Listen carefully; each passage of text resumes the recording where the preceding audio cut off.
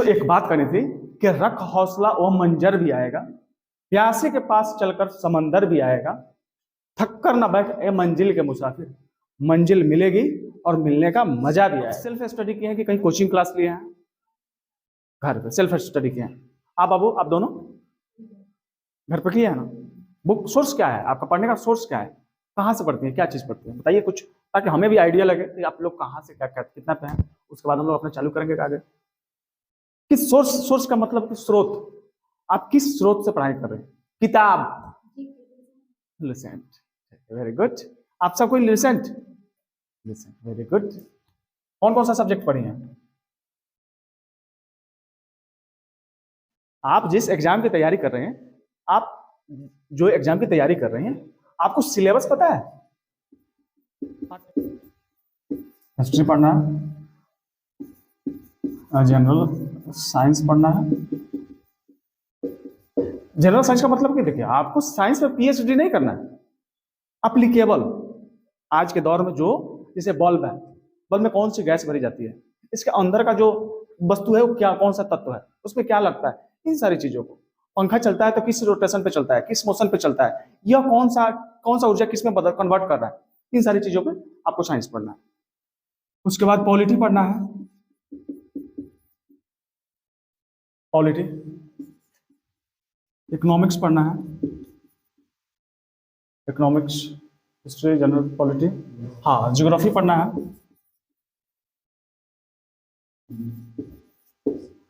चलिए, उसके बाद मैथ होगा,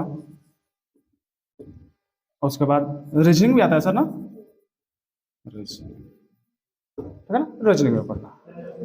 हाँ हाँ, उसके बाद देखिए, आज के डेट में कोई भी एग्जाम ले लीजिए, सबसे जो मेन फैक्टर है वह आपका करंट अफेयर्स है कि 15 से 20 क्वेश्चन नॉर्मली किसी भी एग्जाम में करंट अफेयर्स का रहना ही रहना, जो आज की डेट से, वर्तमान से जुड़ा हुआ, ठीक है ना। करंट, करंट कहीं पढ़ते हैं कि नहीं आप लोग? नहीं पढ़ते हैं? चलिए, आज पूछते हैं कि हमारे वर्तमान राष्ट्रपति कौन है? तीनों आदमी। द्रौपदी मुर्मू किस स्टेट से बिलोंग करती है? देखिए, उनको सिर्फ ये नहीं पढ़ना है कि हाँ हमारे राष्ट्रपति कौन है, बस उनसे रिलेटेड जितना फैक्ट है उनसे को पढ़ना है। तो द्रौपदी मुर्मू है, 15 क्रम की है। उसके बाद उड़ीसा से आती है, उड़ीसा के मयूरभंज, हम जानते हैं मयूरभंज एक डिस्ट्रिक्ट है उड़ीसा में। कहा? उड़ीसा में। और भी आगे बढ़िएगा तो यह संथाल परगना से आती है, जानती हैं? संथाल जनजाति है ना। जब 1855-56 में जाइएगा तो फिर आपको संथाल विद्रोह पढ़ना है। पढ़े ना? किसने किया था? नहीं, वो तो मुंडा विद्रोह था, जिसको उल गुलाल विद्रोह भी कहते हैं, महान हलचल कहते हैं, सिंह। हाँ, सिद्धू और कान्हू, दैट इज सिद्धू और कान्हू, ठीक है ना।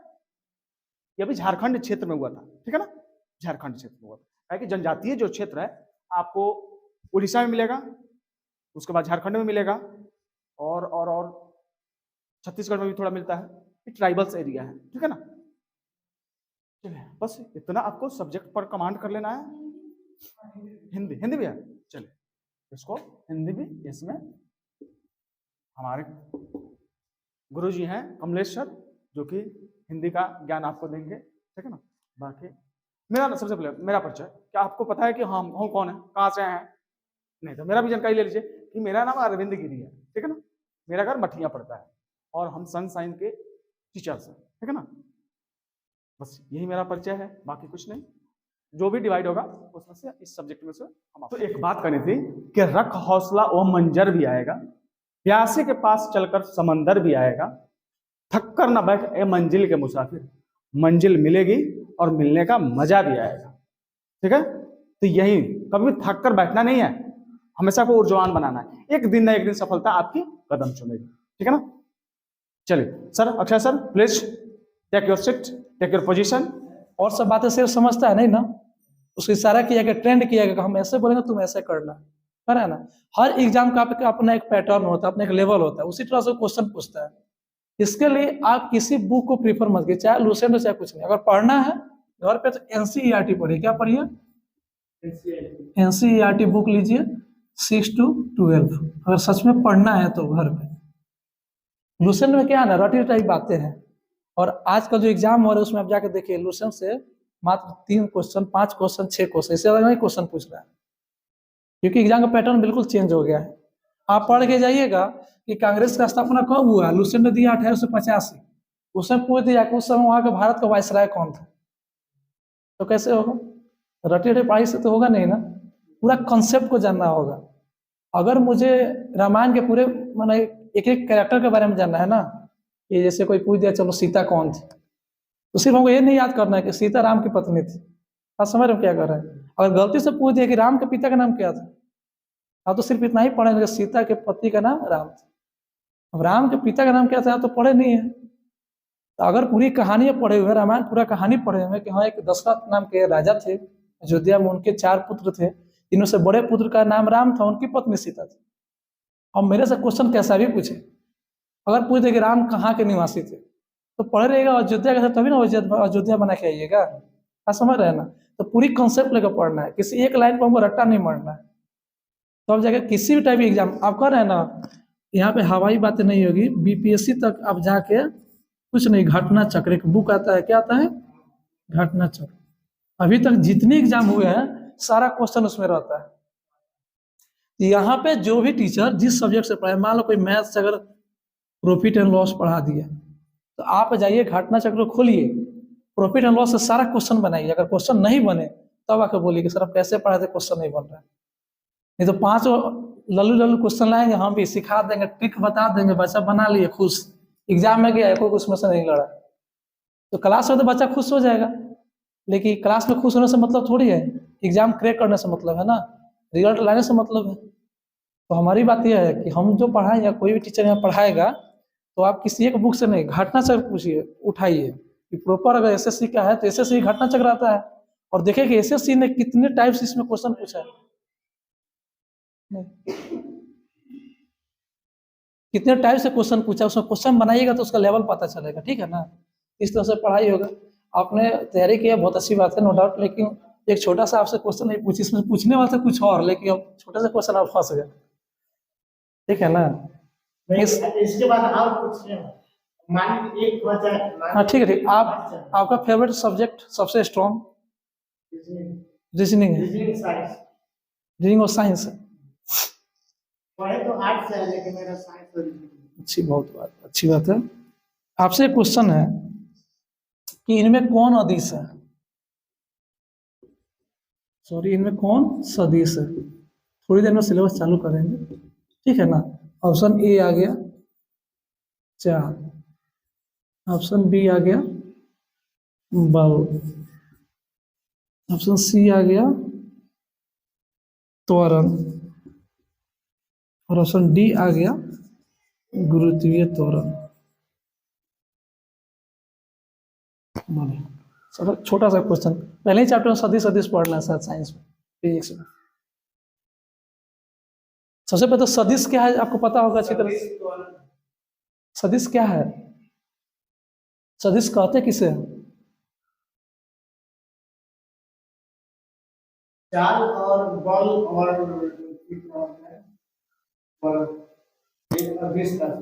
छोड़िए, इसमें कौन है वो छोड़िए। सबसे पहले कि सदिश है क्या, सदिश कहते किसे हैं, पहले मूल बातें जानना जरूरी है ना, फिर उसके बाद में अप्लीकेबल पार्ट पढ़ेगा। सदिश क्या है? सदिश कहते किसे हैं आप लोग, ये सब 8 9 में पढ़ना है, फिजिक्स में पढ़ेगा अभी सदिश किसे कहता है। देखिए यहाँ पे बिल्कुल जीरो से पढ़ाई, नहीं आता कोई दिक्कत नहीं, घबराना नहीं है, बिल्कुल जीरो से पढ़ाई होगा, बेसिक से लेकर चलेंगे ऊपर तक। और जिस चैप्टर को पढ़ा देंगे ना, उसके बाद अगर एक भी क्वेश्चन फंसे तब बोलिए। ठीक है ना, इसमें त्वरण भी सदिश है, गुरुत्वीय त्वरण भी सदिश है। सदिश उसे कहते हैं जिसमें दिशा और परिमाण दोनों हो, और अदिश उसे कहते हैं जिसमें सिर्फ परिमाण हो, दिशा नहीं हो।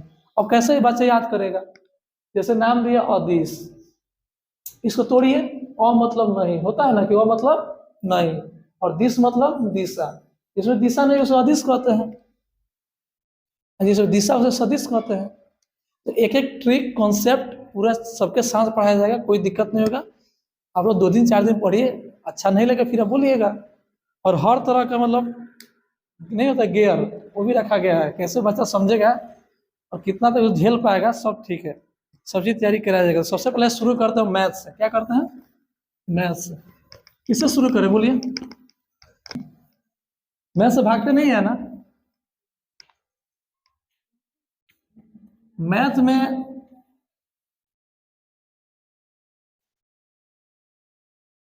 आज कॉन्सेप्ट ले रहा है प्रॉफिट एंड लॉस का।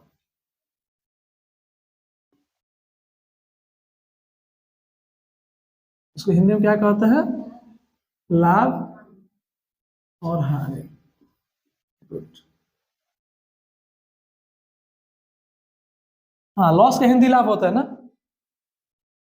लॉस का हिंदी क्या होता है? लॉस का हानि। प्रॉफिट मतलब लाभ। लॉस का हिंदी होता है हानि, प्रॉफिट का हिंदी क्या होता है? लाभ।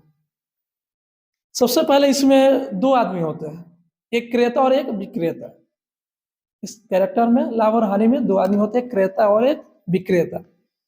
एक खरीदता है और एक बेचता है।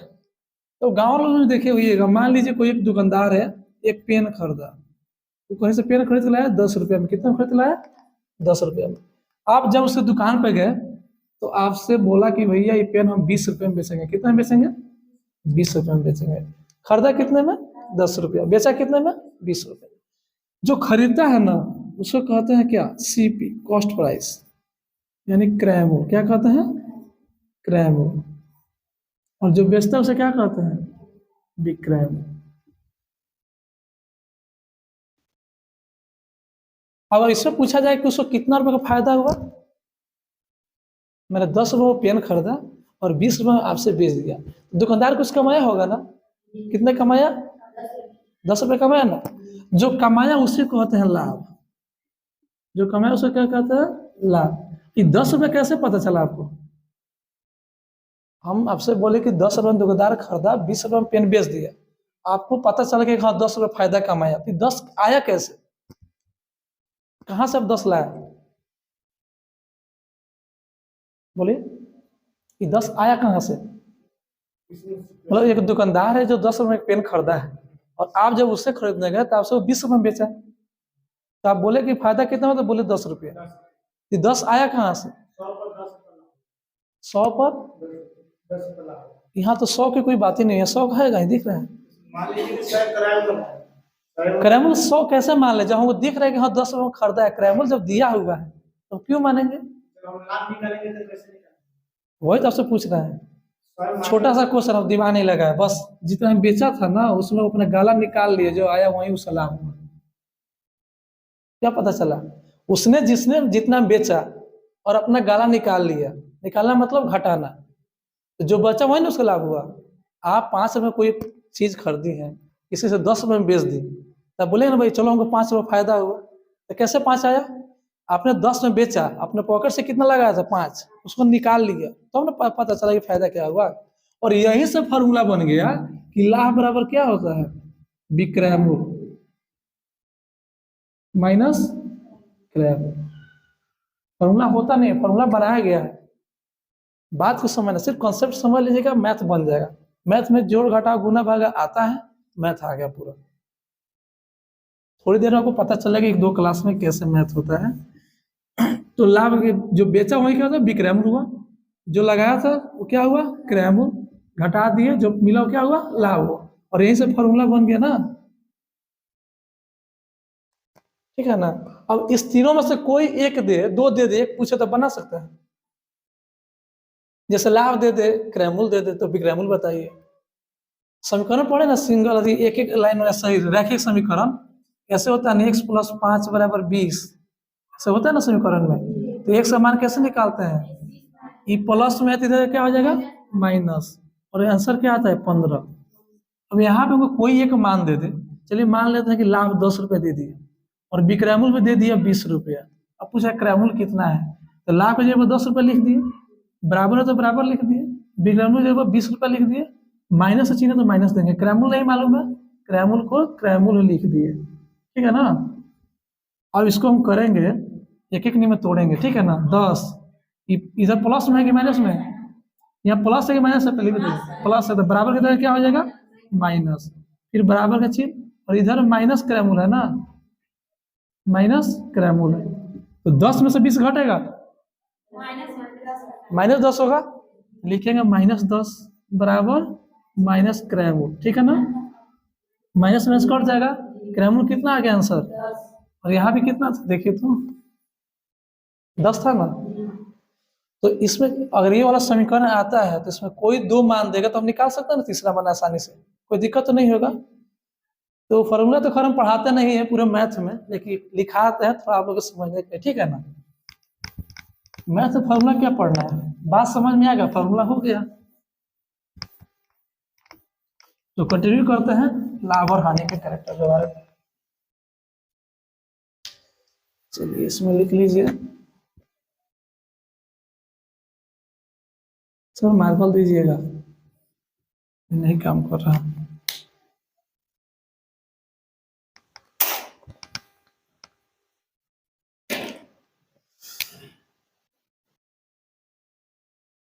क्रैमूल मतलब होता है जिस मूल्य पर कोई वस्तु खरीदा जाए, यही होता है ना।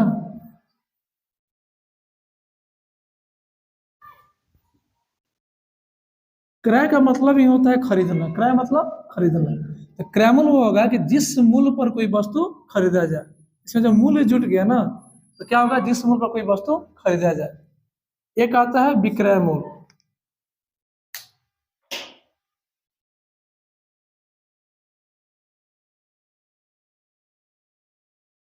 विक्रय मतलब क्या होता है, विक्रय, विक्रय मतलब होता है बेचना।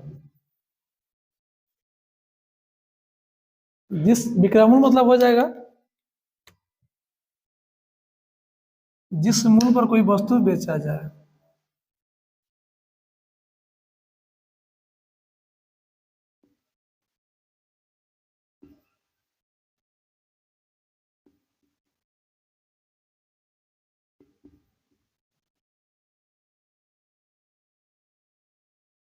समझ में आ रहा है नहीं आता। अब एक होता है लाभ,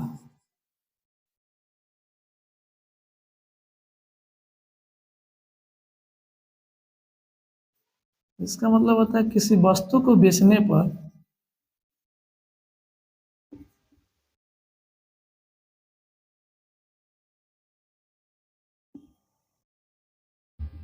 जो मुनाफा होता है,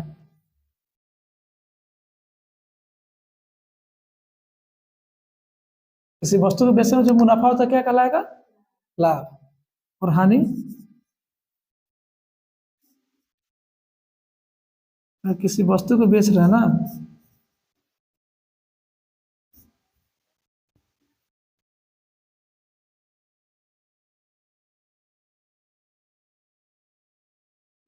जो नुकसान हो रहा है।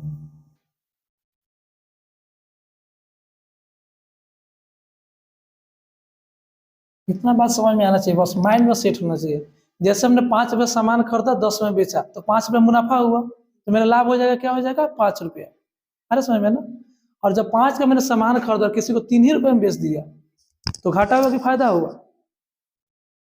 5 का सामान कोई खरीदा और 3 रुपये में किसी चीज को बेच दिया, तो फायदा हुआ घाटा होगा, घाटा हुआ, 2 रुपये घाटा हुआ ना। जो नुकसान हो क्या हो जाएगा, हानि हो जाएगा।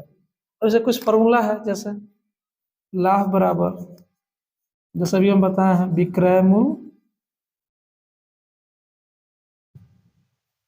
माइनस क्रय मूल्य, और हानि क्या हो जाएगा, सोचिए। बस फॉर्मूला याद नहीं, अपने मन में सोच लेना कि मान लीजिए 5 रुपये कोई सामान खरीदे, 3 रुपये में बेच दिए, ठीक है ना। नुकसान कितना हुआ, 2 रुपया का, पूरा 2 रुपये का। तो इसको कैसे पता चला, क्रय मूल्य में से हम विक्रय मूल्य घटाए। क्रय मूल्य यही ना था, 5 में खरीदे थे, यही ना क्रय मूल्य था। इसमें से हम कितना में बेचे, 3 रुपये में। क्रय मूल्य में से जब 3 रुपये घटा दिए विक्रय मूल्य, तो क्या पता चला कि 2 रुपया हमको हुआ, क्या हानि, नहीं पता चला ना। तो जब भी किसी भी चीज का फॉर्मूला याद ना है तो मन में सोच लेना है, बस मन में सोचने से आंसर आ जाएगा। तो हानि क्या होगा, क्रय मूल्य माइनस विक्रम। इतना बातें तो कंसेप्ट हो गया होगा दिमाग में, समझ में आ रहा है नहीं तो बात है। इससे और क्वेश्चन तो बना लीजिएगा। हाँ, तो पहले इतना उतार लीजिए हेडिंग। एक व्यक्ति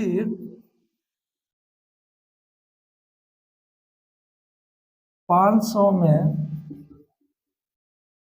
एक पुस्तक बेचता है,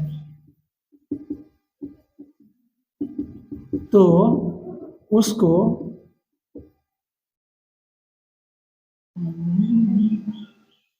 25% का लाभ होता है। क्या होता है? लाभ होता है। तो बताएं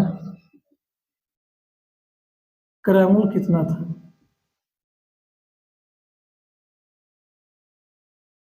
एसएससी एग्जाम में क्वेश्चन पूछता है, जो एग्जाम दिए होंगे एसएससी जीडी चाहे बिहार पुलिस, इसी टाइप क्वेश्चन पूछता है।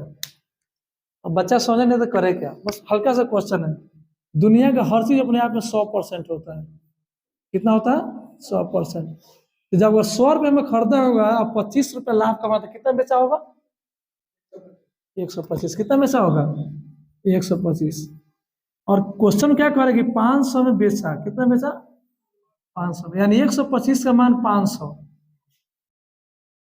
125 का मान कितना? तो हमको क्रैमल पूछ रहा है ना, क्रैमल 100 रुपया होता है अपने आप में।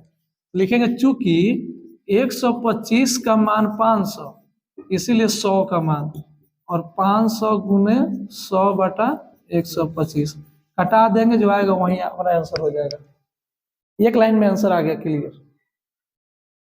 तो ये सब आगे धीरे धीरे बढ़ाएंगे, थोड़ा थोड़ा स्टेप बढ़ाएंगे, समझ में आ जाएगा। मतलब सेकेंडों में आंसर करना शुरू कर दीजिए। चलिए क्वेश्चन बनाइए।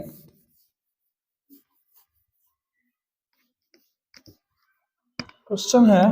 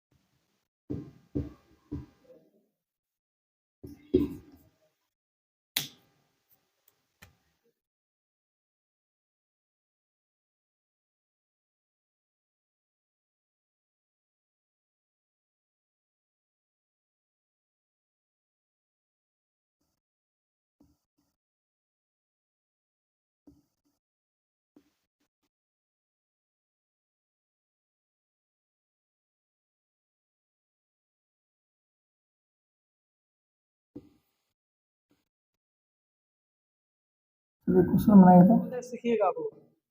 और शर्माना बिल्कुल नहीं है। बोलिए कितना आंसर है आपका? है जी 100 आया। आपका 150। आपका जी? हेलो, नहीं बनाया है? क्वेश्चन थोड़ा ध्यान से पढ़िए। क्या कर रहे हैं कि व्यापारी एक आम की टोकरी को कितना में बेच रहा है? क्या कर रहा है? खरीद करके बेच रहा है। बेचना क्या होता है? विक्रय मूल्य। पैसा कितना? 200 रुपया। जब बेच दिया तो उसको क्या हो रहा है? लाभ की हानि। आम की टोकरी 200 में बेचा तो लाभ हो रहा है कि हानि हो रहा है? लाभ हो रहा है ना। स्पष्ट ये बोल रहे कि लाभ हो रहा है। और कितना रुपए का? यहाँ लिखेंगे लाभ बराबर 50 रुपये। कोई दिक्कत नहीं। कुछ कह रहा है क्रैमोल। क्या पूछ रहा है? क्रैमोल। No, not coming. क्रैमोल हमको मालूम नहीं है। मालूम है? नहीं ना, क्रैमोल नहीं मालूम है। इस तीनों से संबंधित एक फॉर्मूला भी बताया है। क्या? कि लाभ बराबर विक्रयमूल माइनस क्रयमूल। और सबका मान यहाँ बैठाइए। लाभ का मान 50, तो लाभ का मान 50 लिखिए। बराबर है तो बराबर दीजिए। विक्रयमूल है 200 तो 200 लिखिए। माइनस से चिन्ह है, माइनस लिखिए। क्रयमूल नहीं मालूम है, क्रयमूल लिखिए। कोई दिक्कत नहीं। अगर इस क्रयमूल को इधर भेजे, इधर आ सकता है ना, यहाँ पे क्रयमूल हो जाएगा। और इधर कितना बचा? 200 बचा ना, 200। इधर 50 माइनस में प्लस में इधर क्या हो जाएगा? माइनस। तो 200 में से 50 कितना बचेगा? 150 बचेगा ना, यही ना उसका क्रैमुल हो गया। अब अपना मन से सोचिए कि 150 में खरीदा होगा, 50 रुपये लाभ कमाए, 200 तब 200 में बेचा। ऐसा भी ऐसे चेक हो सकता है ना कि चलो 150 में क्रैमुल आया तो सोचो कि 150 में खरीदा, 50 लाभ कमाया तो 200 हुआ, तो देखे कि हाँ 200 में बेचा है, यानी मेरा आंसर सही है। तो समझ में आ रहा है ना क्वेश्चन? ठीक है, 3-4 क्वेश्चन होमवर्क कर देते हैं, ठीक है, घर से बना के आइएगा। बोलेगा इंदिरा गांधी, क्या बोलेगा? इंदिरा गांधी, लेकिन बिल्कुल गलत आंसर है। किस लिए गलत है कि जब आप पॉलिटी पढ़िएगा, आपको पढ़ाएंगे पॉलिटी, तो उसमें नियम है कि जब भी राष्ट्रपति शासन लगाता है तो कौन लगाता है? राष्ट्रपति लगाता है। राष्ट्रपति शासन कौन लगाता है? राष्ट्रपति। क्या इंदिरा गांधी कभी राष्ट्रपति बनी है? सिर्फ प्रधानमंत्री बनी है। तो कैसे लगा देगी इमरजेंसी? नियम को नहीं ना तोड़ सकते हैं जी, नियम जो है वो है। तो इंदिरा गांधी उस समय भारत की प्रधानमंत्री थी, तो राष्ट्रपति शासन कैसे लगाएंगे? लेकिन हाँ, ये क्वेश्चन आप 98% तैयारी करने वाले लड़का से पूछिएगा कि 1976 में भारत में राष्ट्रपति शासन जो लगा था, किसने लगाया था, तो बोलेगा सब इंदिरा गांधी। ये बिल्कुल गलत आंसर है, क्योंकि प्रधानमंत्री राष्ट्रपति शासन लगा ही नहीं सकती, पावर नहीं। ये पावर किसको है? राष्ट्रपति को। हाँ, अभी देखेंगे 1976 में राष्ट्रपति कौन था, वही लगाया होगा। जैसे आप लोग हड़प्पा काल पढ़े हैं, एंशियंट काल में, प्राचीन इतिहास में हड़प्पा काल, उसमें पूछता है क्या कि ये बर्तन कहाँ से मिले, इस साक्ष्य कहाँ से मिले, ये सब पूछता है। क्या उस समय जो किताब लिखा गया वो आदमी हम लोग पढ़ नहीं पाए, तो वहाँ के बारे में जानकारी नहीं मालूम हो चला। वह पूछता है कि सूती के वस्त्र कहाँ से मिले, मातृ देवी की प्रतिमा कहाँ से मिले, ये सब पूछता है ना। अब इससे वाली टेक्निक है। कांसे के, जैसे कांसे की नर्तकी कहाँ से बोली मिली, बताइए तो। मोहनजोदड़ो से मिली। हाँ, और सूती के वस्त्र गलत, यहीं से मिला था, यहीं मिला था। हाँ, अन्नागार, स्नानागार कहाँ से मिला था? मोहनजोदड़ो से मिला था। और कुछ मिला था, याद दिलाइए। अन्नागार, गुड। अन्नागार मिला था, लेकिन बहुत छोटा, बृहद अन्नागार हड़प्पा से मिला था। और कुछ मोहनजोदड़ो से, कंकाल, कंकाल। मोहनजोदड़ो का नाम क्या है? मृतकों का टीला है ना, तो कंकाल भी यहीं से मिला था। अब इसको कैसे हम याद करते हैं? मोहनजोदड़ो, मोहन मतलब क्या होता है? कृष्ण होते हैं ना, कृष्ण होते हैं। देखो कैसे याद करते हैं, कृष्ण, कृष्ण जी को रासलीला बहुत ज्यादा पसंद था, ठीक है ना। तो मोहनजोदड़ो यानी कृष्ण के दरबार में एक कांसे की नर्तकी थी, सूती वस्त्र पहनती थी, स्नान करती थी, स्नान करके पूजा करते करते मर गई, उनका शरीर कंकाल बन गया। एक कहानी में सारा आंसर याद आ गया। कैसे? मोहनजोदड़ो में कृष्ण नाम के आदमी थे, उनके यहाँ एक कांसे की नर्तकी थी, नाचने वाली। नर्तकी उसे कहता, नाचने वाली। वो क्या करती थी? सूती वस्त्र पहनती थी, ठीक है ना, और डेली स्नान करती थी, पूजा पाठ करती थी। एक दिन जाते जाते उनका समय बीत गया और मर गई, उनका अस्थि क्या हुआ? कंकाल बन गया। अब ये कहानी में पूरा आंसर आ गया। तो ऐसे भी हिस्ट्री को पढ़ाया जाएगा ताकि आप कभी नहीं भूल पाइए। बस थोड़ा सा आप एक बार घर पे जाकर रिवीजन कीजिएगा, सब चीज ठीक ठाक हो जाएगा। कल पॉलिटी भी चलेगा, मैथ भी चलेगा। आज के लिए होमवर्क कर देते 3-4 क्वेश्चन, ठीक है।